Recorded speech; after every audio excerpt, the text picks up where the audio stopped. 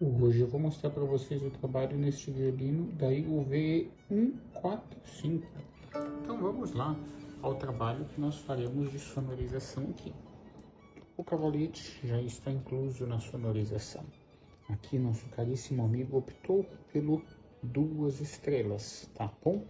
E aqui o cavalete que está sem ângulo nenhum, reto, somente de eu olhar o cavalete eu já consegui dizer para ele qual era a dificuldade técnica que ele tinha. Então, vou fazer o ajuste das cravelhas, ajuste da pestana, limpeza do espelho, polimento, limpeza do verniz, polimento, ajustar a distância de estandarte, enfim, fazer toda aquela sonorização. Na sequência, nós enviaremos o instrumento de volta. Melhorias futuras, trocar a pestana, alma, kits, rabicho por um Kevlar, para não ter risco de quebrar, todas essas melhorias.